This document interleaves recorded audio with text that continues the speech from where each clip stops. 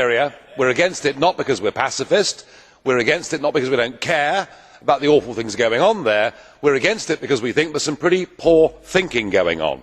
This idea that somehow the rebels are the good guys and Assad are the bad guys really is oversimplifying a situation where, of course, we know that Al Qaeda have significant representation amongst those rebel groups.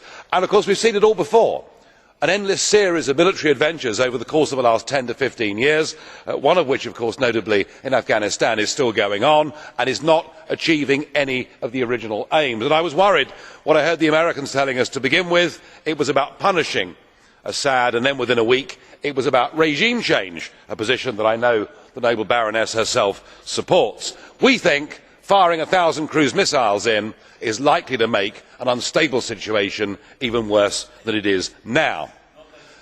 But of course, Baroness Ashton, in a sense, you're sitting pretty, because as the highest paid female politician in the world, luckily you've got a non-job, because the EU, thank goodness, hasn't yet got a foreign policy. And as a result of that, what we saw 2 weeks ago in the House of Commons was a nation-state democracy standing up and saying something. And as a direct result of that vote in the House of Commons, we have not gone to war in Syria.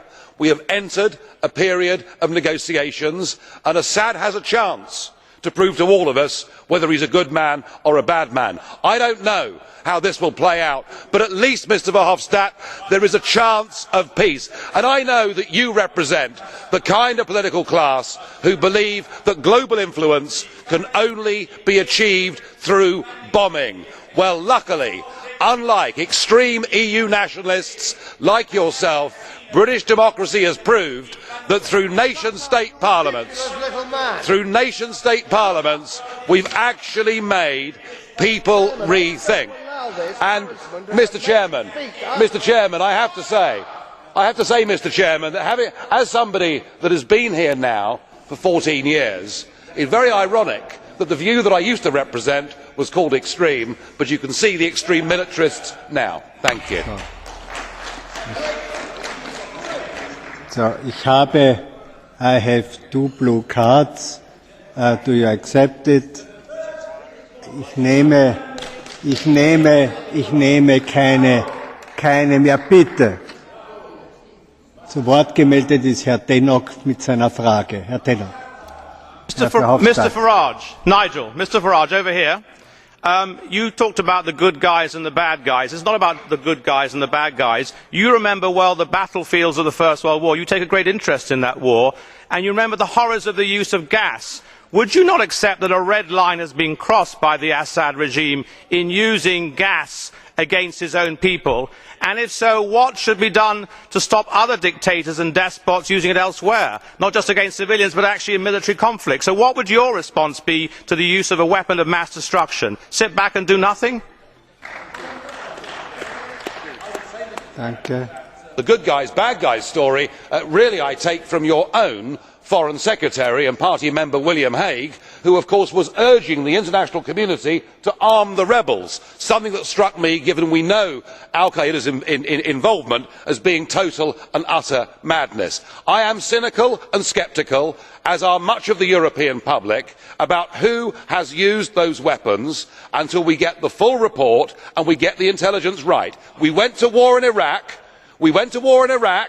being told that Saddam had weapons of... Why don't you shut up and listen for a change? You really must be the vilest, rudest man in European politics. And you rant on, and the chair lets you get away with it because you're the former Prime Minister of Belgium. Well, there we are. So, Mr Tannock, I understand what you're saying. I understand something ghastly has happened here, but before you take military action, you need to be certain you're going to make things better and not worse. The time is over. The blue card is 1 question and 1 answer. I have a second question from Mr. Jan Bashko. Jan Bashko. Mr. Farage, would you stop the chronometer, please?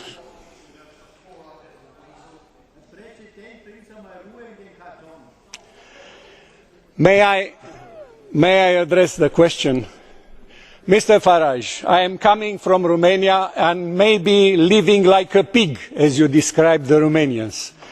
But in this room, in this house, I think that we have the same rights altogether. Therefore, I am asking you, you said that this is an opportunity for Assad to demonstrate whether he is a good man or a bad man.